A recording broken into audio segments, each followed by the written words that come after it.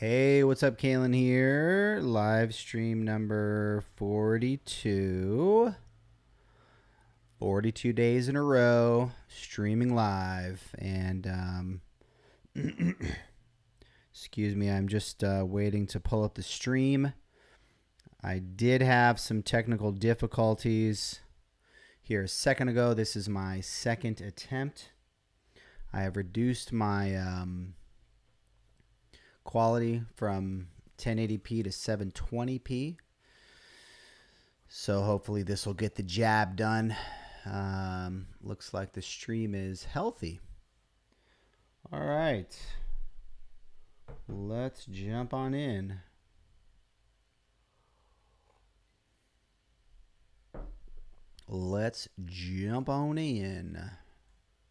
Just resizing my windows, doing a little bit of window management here. Just a little bit of window management.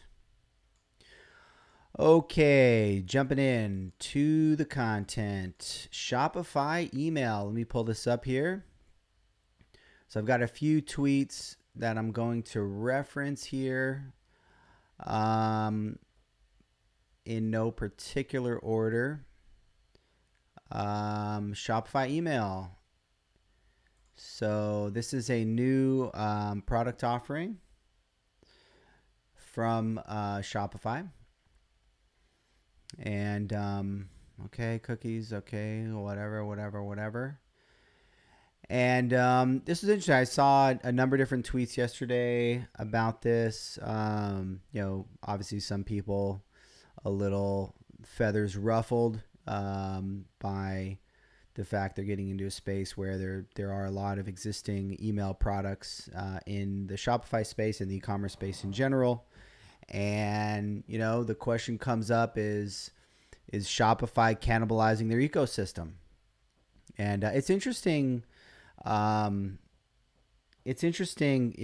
of being relatively new to the Shopify ecosystem, having my roots in the Magento ecosystem and kind of being familiar with the partner ecosystem and all that kind of stuff and product decisions made by the company and cannibalization that has happened. And seeing essentially the same patterns play themselves out in the Shopify ecosystem where, it's interesting. I'm going to try to pull up some of these tweets, but, if you're somebody like, for example, the first one was Dave Rodenbaugh, who said how they positioned it was hilarious. The first e-commerce focused email marketing ever, which that would be really funny. I haven't seen that language anywhere yet, but that's a little weird. Really? This is not the first e-commerce focused email marketing ever. But yeah, and Dave has an email product. See if I can pull it up here on the old bio. Yeah, Recapture, right? So this is something that is, people that have email products in the space, potentially competing with. But, one of the patterns that I saw was, Shopify partners are, sort of more quick to say, well, hey, listen, let's not get worried about this. This is for the lower end of the market. This is for the basic Shopify users. And they're not really competing with products like Klaviyo and things like that. They don't have that robust solution that is needed for the Shopify Plus type of customer. So, and again, I've seen all these dynamics play themselves out in the Magento ecosystem. You've got the smaller non-partner independent people who kind of are more likely to kind of rage against the machine. And then you've got the partners who are more likely to kind of toe the company line. Where is the truth in the middle of that? Truth is somewhere in between those perspectives. And the truth is that every platform cannibalizes its ecosystem. It happens you see it over and over and over again. You saw it with Twitter. There was a time where the ecosystem of Twitter apps was huge and they killed all the APIs. You saw it with Facebook. You see it in Magento, when they make decisions to bundle products into the core. You've already, I'm sure, seen it in a number of different ways with Shopify. And this is just kind of the latest in that vein. And, not being as deep in the Shopify ecosystem, I don't know quite as much about it. There's obviously good and bad ways to handle these decisions, and they may have handled these types of decisions really, really well in the past, and maybe this one they're going to handle really well. But, it's the job of a platform to grow. So if you're Shopify, you're building a platform, it's your job to continue to evolve your product. 9 times out of 10, the best direction to evolve your product happens to be the ecosystem products that are the most successful, right? It's just the way it is. And obviously, a platform is going to have its core competency, and ideally they're going to stick to it, but they're going to have to evolve. Products sort of have to grow. They just sort of have to. It's kind of like there's like a axiom. It's like axiomatic to products, I guess. So anyway, that's what's going on there. As far as the actual specifics of the functionality, you can, I'm sure, find out more about that later. It does seem like it's relatively straightforward functionality for getting started. I had another interesting Twitter thread that was on this topic here that I wanted to pull up. This is from 2 p.m. Inc. Let me see here. Built using the marketing app extensions launched in 2018. Shopify emails one of the many marketing apps. We've partnered with large advertising platforms. Okay, so this is kind of the press release. And then again, this is kind of that perspective I talked about already. It won't really compete with Klaviyo, though. It fills in a gap, but nobody has switched from Klaviyo to Shopify email, built for different purposes. My thoughts are in Adweek, and he has an article in Adweek. Then 2 p.m. replies, so to recap, Shopify, the owner of Shopify Plus, launched a base model mail client and does not anticipate moving up market. So in other words, what he's saying here is, come on, guys, they're going to move up market. They are the company that went from Shopify to Shopify Plus. The email product will move up market. And there's got to be some truth to that. At the same time, it's interesting. I remember seeing in one of Toby's recent video, he's been doing video Q&A on Twitter, and it was interesting. I saw him respond. I can't remember what the question was. It was something like, what's the overall purpose of Shopify? And he actually did reiterate that it's really about that entrepreneur starting out. And he said something to the effect of, Shopify Plus is a meaningful portion of revenue for Shopify, but yet at the same time, really the really core focus is on that entrepreneur. And I thought that was interesting for him to make that clarification. As people like myself in the Magento ecosystem are seeing Shopify Plus just like grow really rapidly, and I have to imagine that it's just an increasingly large portion of revenue for them, and therefore importance in terms of their business focus. But he did say that, and so it is possible.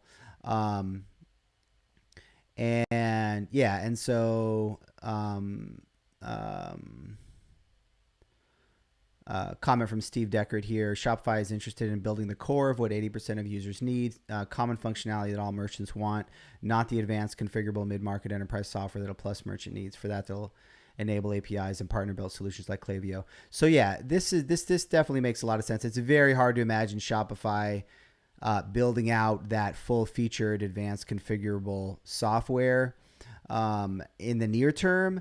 Over the 2 to 5 year horizon, I have to imagine them moving in that direction. And then Webb Smith replies, but are we sure? Because they launched a 3PL instead of outsourcing ops.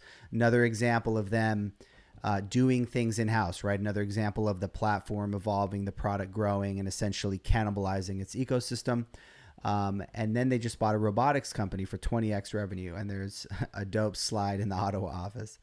So are we sure, that that's not going to happen? Steve replies, 3PL is a great example of this. Serious mid-market enterprise retailers are not using it.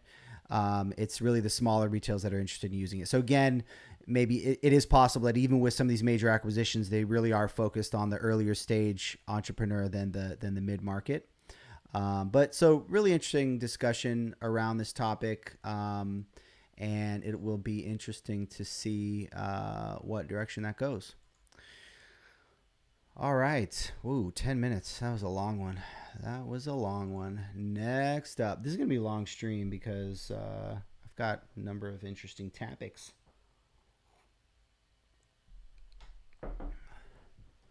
Um, Tweet from Andrew Wilkinson. Welcome to the family Rehash. WeCommerce announces acquisition of top Shopify Plus agency Rehash.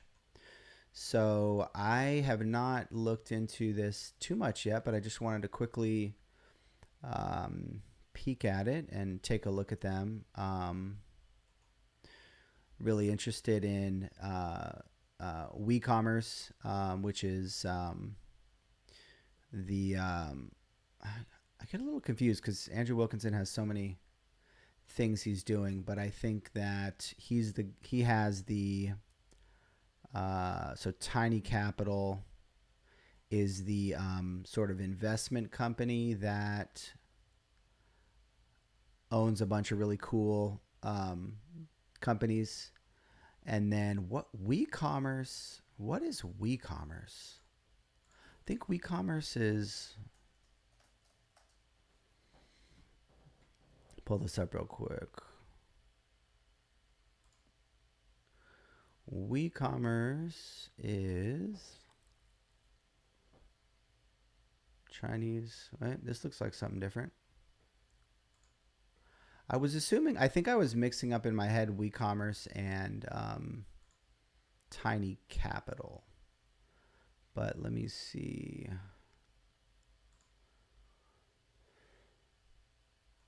Let's see what the deal is here. WeCommerce, latest is acquisition. Canadian e-commerce technology company WeCommerce. Yeah, so WeCommerce. Here we go. WeCommerce. Looks like that's a common name. Yeah, here we go. We start, buy, and invest in the world's top Shopify businesses. So it seems like this is a version of Tiny Capital. It seems like it's like a Tiny Capital for Shopify kind of a thing, which I think is really cool. I love niche businesses, and so this is a really neat, like, this is kind of what I wanted to do in the Magento ecosystem. But yeah, this is really cool. So basically Rehash. So their family of company, Pixel Union apps, themes, and services, Shopify themes, Shopify apps. So really nice collection of companies that I'm sure complement each other really nicely. Interesting to see an acquisition of an agency. I think the rest of these companies are more like product companies, mostly. Lot of interesting acquisition activity in the agency space, in e-commerce in general,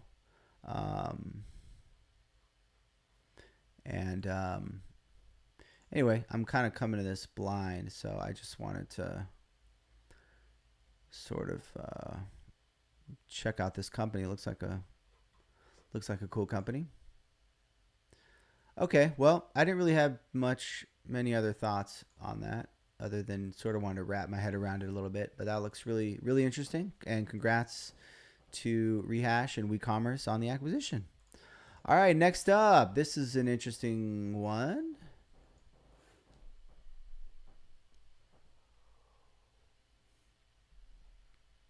All right.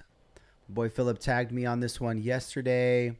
It is a tweet from Owen Williams. Mulling's shutting down a subscription service I run because it's time consuming and not growing, but it's hard to come to terms with when it still makes decent money. Anyone had to deal with the messy middle of finding motivation to push on or to sign and shut something down. So yes, I definitely have. One of my businesses, which I eventually got up into the kind of 30s MRR, was I remember the first year, and this was before I had learned anything about marketing, sales. I was just sort of just like pure developer. And for the first year, I had, I think, 2 customers or 3 customers, and I think I had like $900 MRR or something to that effect, or $700. I have a graph somewhere of the revenue chart, and it shows that just like flatline for a while. Also, interestingly enough, I remember at a time when my MMR was like 5,000. At the same time, Nathan Barry's, I remember hearing on a podcast, his MR was at the same level of Nathan Barry of ConvertKit. and which they have now obviously just absolutely skyrocketed. And I had much more modest success in mine, but this is all related to that messy middle. And so, a couple thoughts on this. I mean, first off, and I started to see some of these thoughts in the Twitter thread here. This is definitely a significant amount of revenue. It's significant in the sense that I'd say probably 95% of the time when people intend to start a business, particularly a business where, like, it's one thing to start doing freelance work where you're purely trading time for money. That's more straightforward operation, but something where you're like in this particular case, it's a subscription newsletter. And so people are paying for your content. They're not just paying you as a freelance writer, right? So I'd say 95% of the time, people do not get to this level of getting to basically 3,000 MRR. And so from that perspective, it's a massive success. Now, from the perspective of you probably want to get to, I'd imagine, somewhere around 10, so that you can focus on this full time and you dive in with both feet. Or really, depending on where you live, honestly, depending on where you live, you could, and family situation, some people really could go full time on 3,000 MRR. And that's an interesting discussion because, a lot of the times we could live on a lot less if we really wanted to.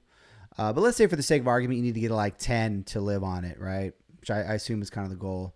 So you're in this messy middle where it's like, man, and then also I see the plateau there, which is obviously a little painful to feel that. I felt that myself personally. I have a bit of a plateau in my current business, to be completely honest. And so I think that, first of all, I don't have very much experience at all in this business model of subscription content. So I don't have a lot of insight in that category. Everything I've done has essentially been like software businesses or SaaS kind of a deal. And so there are definitely going to be some unique situations there.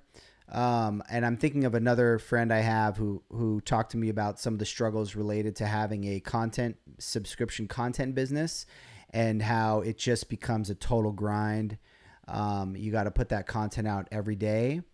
And in one sense, and I think I saw you say this, I think I saw you say this, is that you are sort of, quote, trading time for money in a sense that it's time consuming and not growing because it's not possible to eliminate the time consuming part because it's content. I'm definitely mulling getting writing up this point. So it's not a software thing. And the truth is, even with software, we like to think of it as passive income, but it really isn't. You got to do support. You got to iterate on the product or else it's going to die. There's really no such thing as truly passive income, although of course some business models require less time than others.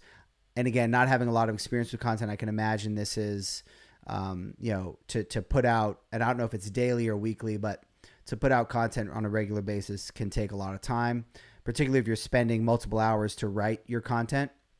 So, man, it's a tough thing. Like, on the one hand, again, I think you've reached a level of success that 95% of people don't get to, and without knowing the specifics of the market and things like that, I'd be willing to bet there's a very high chance if you can get 3, you can get to 10. And let's just say 10 is that next stage you need to get to jump into this full time and kind of live the dream. So it's almost guaranteed that if you can get 3, you can get to 10, I would say.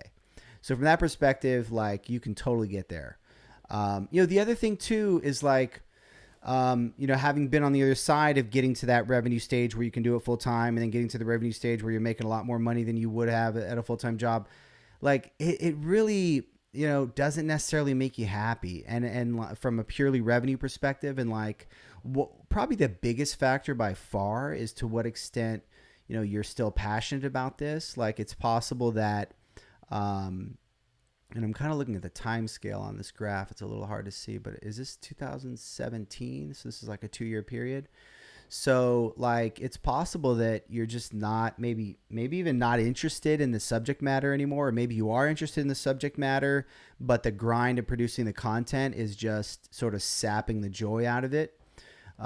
So the other thing on this topic of the messy middle and startup success and failure is that like, and I feel this myself all the time, is like it's so tempting for us to think of like if we have a level of success in business and then we fold it up, it's so easy to think of that as a failure and be like, I failed on the business thing. And like we really shouldn't see it that way. Like, man, there's so many people that are so happy in their full-time jobs and work with a great team and really enjoy what they do, and it's like that's totally a win. Like there's no rule in life that says you have to own a business, even if you feel like you want to, and obviously you do, having gotten to this stage.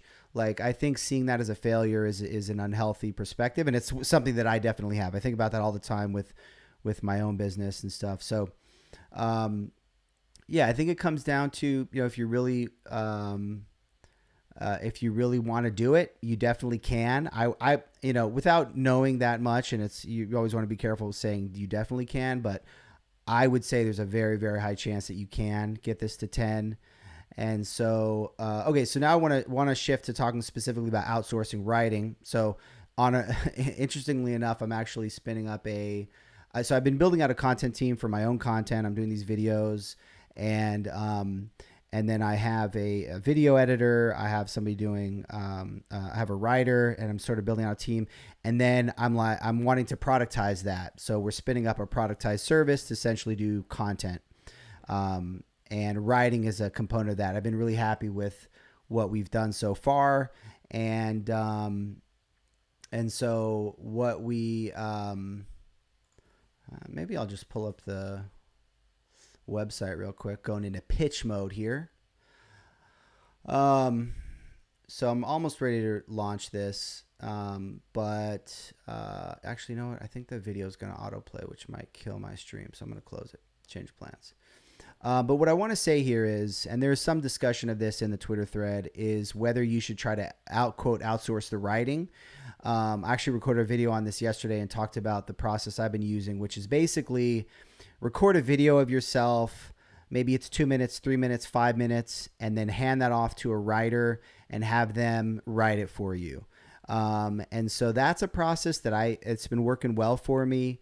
And in the one sense, it is sort of impossible to outsource the content because your business is the content. You can't just like hire a writer and say, hey, can you write about X topic, and expect them to do a good job of it, because you have all the industry knowledge in your head, right? And what people are paying for is that knowledge of the industry and those insights. But if you can get to a point where you spend a relatively short amount of time to capture that content, whether it's video or audio, find a writer that can, get good at sort of understanding your voice and your tone, and just it's not a transcription, obviously. It's translating your video audio content into writing.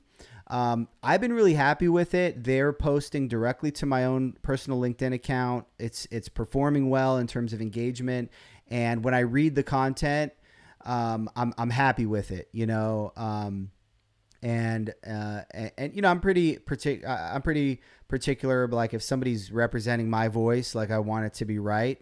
I'm not saying that. I think you probably have a higher bar for quality for what you're doing, because people are literally paying for the content. So you probably have a higher bar there than what I'm doing, to be totally honest. But I still think it's possible. And I guess the question is, like, the writing is definitely a grind for you. But what I wonder is if the actual idea generation is there. Like, I think based on what I saw here, it sounds like you work at Shopify, and then the newsletter is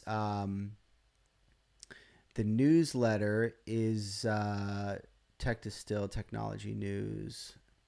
Yeah. Okay. So it's technology news. So I guess the question is, when it comes to technology news, distilling it, if that is still something that you're thinking about and generating insights on a daily basis, I would say totally try to outsource it and find a quick way to capture. So now instead of spending, does this say daily? Connect the news.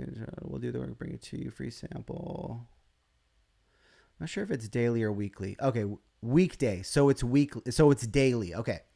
So the question for me is, are you still generating those insights on a daily basis because you're just interested in it, you're following tech news, you're thinking about it? If that's the case, I would say try to capture those thoughts in 2 minutes, 3 minutes, 5 minutes. And instead of spending the whatever it is, hour, 2, 3 hours a day, I think you mentioned in the thread getting up at 5 a.m. every day, which is funny. I did that for a long time. I'm a morning guy, and I'd get up. I had a full-time job, and I was building my business. I'd get up at 5 a.m. or 4 a.m. or 4:30, work for 2 hours before I started. And so that's kind of the grind. But if you can capture those ideas, hand them off to a writer, get into a workflow, I really think you can get to a point that you can get comfortable with that workflow. And the thing is that they're writing it based on what you're saying, based on your ideas, and they're just wordsmithing it, really. So I think it can work. Now if you were to say, you know what, I'm not even into tech news anymore, I'm so burned out on it, I don't read tech news, I have no thoughts on it, or the only thoughts I have are because I'm forcing myself to put out the content, then I would say maybe fold it up or take a break, to give yourself a month break or something like that. But if you're like, for me, I'm generating tons of written content, which I'm happy with the content. It's performing well. And I only spend this half hour a day recording video, and then it goes through a post-production process. And I really enjoy this. Like, it's energy giving for me. It's not energy sucking. If I tried to spend an hour to write something, it would suck the energy away from me. So anyway, those are my thoughts on that. And again, we are spinning up this service. So if you'd like some help with that, I'd be happy to help. And I think that's it. But best of luck to you on this. I know the pain intimately. It's tough. And again, congrats on getting this far, because it is a huge success either way. Okay, so those covered those two topics.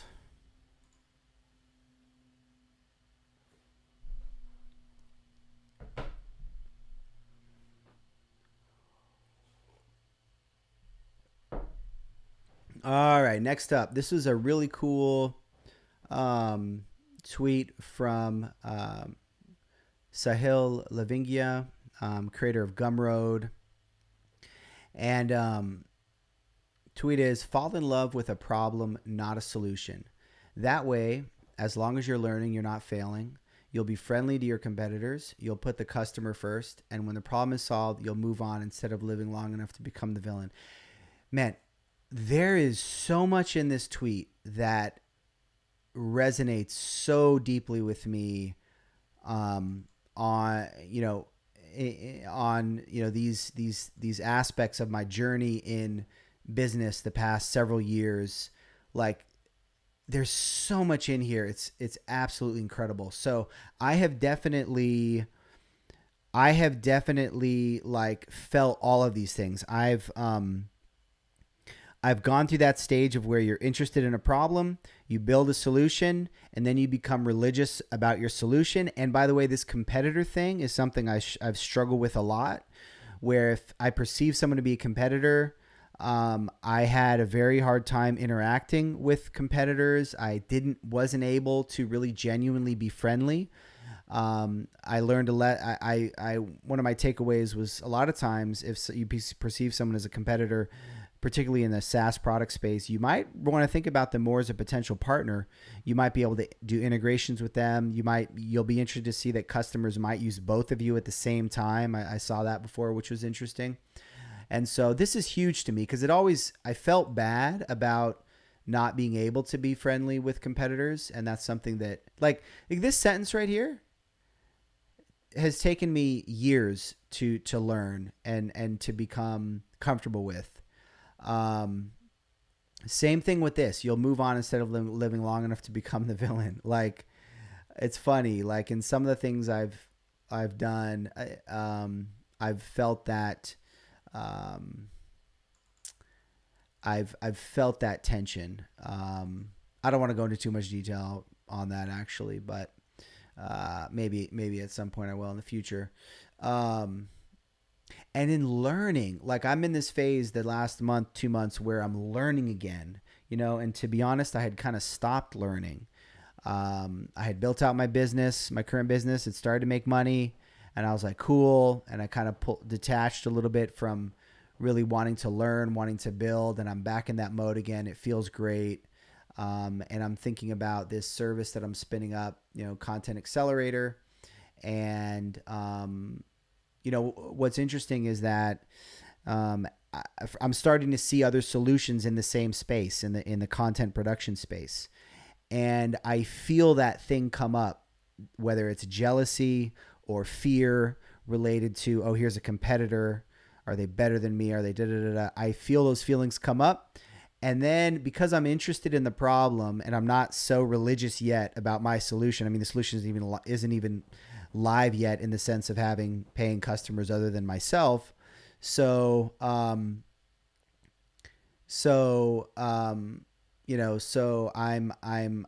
feeling those feelings arise, but then I'm countering them, and I'm saying, no, man, this is a cool solution. And it'll probably be a little different from ours in different ways. And we can refer business to each other, and we can talk about the fact that we're doing something. We're both interested in this problem. We can be connected around that. So that's huge. Putting the customer first is huge, because again, you care about that problem. And by the way, if somebody else has a solution, perfect example, with Commerce Hero, we do Magento developer jobs primarily. We've gotten into some other things, project manager roles, even sales roles, but really the bread and butter are developers. And I recently heard of another job site that does more like director level jobs for merchants, that kind of a thing, e-com director type roles. And it past me would have been like, oh, they're a competitor. I want to destroy them, and like, what I realize is, that's a different niche really than what we do. Like, we've taken a shot at a couple of those types of roles, but really that's not our bread and butter. So I was talking to somebody recently and I referred them to them, and not for any commission, nothing like that. I was like, you should probably check this out. It's probably a better fit for you. And so I'm getting better at that. And that's putting the customer first, because why should I force them to use my solution if there's something else that's better for them? And if my solution really is not the best at something, then it doesn't need to exist. It really doesn't. If there's something else doing exactly the same thing better, then let me use that myself, because I'm building this to scratch my own itch. If there's something out there that's better, let me use it, because I'm a customer of my own. And that's the great thing about dog fooding, is I'm a customer of my own thing. So anyway, this is such a powerful tweet. There's so much packed into here. Like, it's just incredible. So I love this. All right. Next up. This is a cool tweet on the topic of social media and all around good vibes. There's a tweet from David Sherry. Has anyone ever said something really nice to you online, comment, email, review, etc., that you still remember? What did they say? This is a really interesting tweet because, when I saw this, I was like, what is the thing that comes to mind? And so much of the time we think about social media as being like where there's arguments and flame wars and da-da-da-da-da. But like, social media can really be a place of encouragement, a place of true relationship building.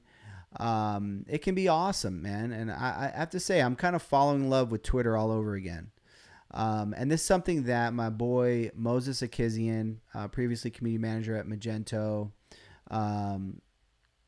co-founder, let me pull this up,